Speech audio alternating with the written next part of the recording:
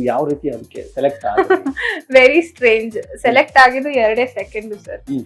Sir just cinema ಮಾಡ್ತೀರಮ್ಮ ಅಂದ್ರು. ಹ್ಞೂ sir ಮಾಡ್ತೀನಿ ಅಂದ್ರೆ ಡನ್ ಅಷ್ಟೇ ಮುಗಿದು. ಯಾವ್ದೋ ಒಂದು ಈವೆಂಟ್ ಅಲ್ಲಿ ಬುಕ್ ಲಾಂಚ್ ಅಲ್ಲಿ ಚನ್ಕೇಶ್ವರ್ ಸರ್ ಗೊತ್ತಿದೆ. ಸಲಗ ಅಲ್ಲಿ ಆಕ್ಟ್ ಮಾಡಿದ್ದಾರೆ.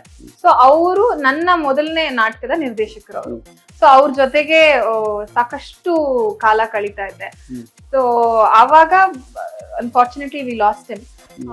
ಸೊ ಅವ್ರು ಬರ್ದಂತಹ ಪುಸ್ತಕ ನಮ್ಮ ಥಿಯೇಟರ್ ತತ್ಕಾಲಿಂದ ಲಾಂಚ್ ಆಗಿತ್ತು.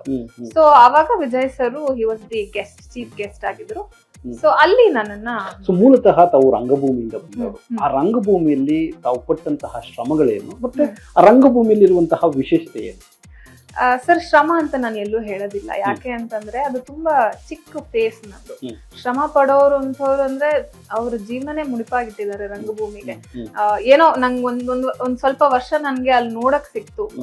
ಅಲ್ಲಿ ಇಲ್ಲ ಓದ್ಲಿಲ್ಲ.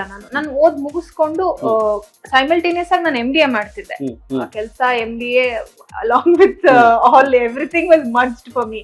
ಸೊ ಅಲ್ಲೇನು ಓದ್ಲಿಲ್ಲ ನಾನು. ಆದ್ರೆ ನಾಟಕ ಮಾಡ್ದೆ. ಬಹಳಷ್ಟು ಅಭಿನಯತ ರಂಗ ಅಂತ ಒಂದು ಥಿಯೇಟರ್ ಸ್ಕೂಲ್ ಇದೆ. ಸೊ ಅಲ್ಲಿ ಕೂಡ ಹೋಗ್ಬಿಟ್ಟು ನಾಟಕ ಮಾಡ್ದೆ. ಎಲ್ಲಿಂದ ಬಂತು ಗೊತ್ತಿಲ್ಲ. ಅದ್ರ ಕ್ವೆಶ್ಚನ್ ನನ್ಗೆ ಇವತ್ತವರೆಗೂ ಆನ್ಸರ್ ಇಲ್ಲ. ಮೇ ಬಿ ಇಷ್ಟು ಚಿಕ್ಕದ್ರಿಂದ ಏನಾಗ್ತೀನಿ, ಹೀರೋಯಿನ್ ಆಗ್ತೀನಿ, ಹೆಂಗ್ ಆಗ್ತೀನಿ ಗೊತ್ತಿಲ್ಲ ಅಷ್ಟೇ. ರಂಗಭೂಮಿಗೆ ನೀವು ಎಂಟ್ರಿ ಕೊಟ್ಟಿದ್ದು ಯಾಕೆ ಅಂತಂದ್ರೆ ಏಜ್ ನನ್ಗೆ ಗೊತ್ತಿಲ್ಲ. But as soon as I finished my graduation ನಾನು ಹೋಗ್ಬಿಟ್ಟೆ. ನಾನು ಹುಡುಕ್ತಾ ಇದ್ದೆ. ಫ್ಯಾಮಿಲಿ ಗೊತ್ತಿತ್ತು ಅಂದ್ರೆ ಇನಿಷಿಯಲಿ ಗೊತ್ತಿರ್ಲಿಲ್ಲ ಅವ್ರಿಗೆ ಏನ್ ಮಾಡ್ತಿದ್ದಾಳೆ ಅಂತ. ಬಟ್ ಕೆಲ್ಸ ಅಂತ ಹೇಳ್ತಾ ಇದ್ದೆ.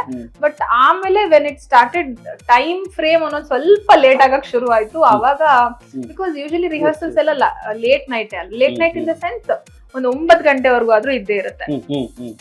ಸೊ ಹಾಗಾಗಿ ಅವಾಗ ಐ ಹ್ಯಾಡ್ ಟು ಟೆಲ್ ಅಮ್ಮ, ಇಲ್ಲ ಈ ತರ ಚಿಪ್ಸರ್ ಟೀಮ್ ಅಲ್ಲಿ ಮಾಡ್ತಾ ಇದೀವಿ ಅಂತ ಹೇಳಿ.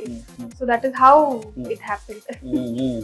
ಸೊ ಹಂಗಾಗಿ ನೀವು ರಂಗಭೂಮಿಗೆ ನೀವು ಬಂದಿರುವಂತದ್ದು ಸಾಕಷ್ಟು ಶ್ರಮ ಇದೆ. ಹೌದು.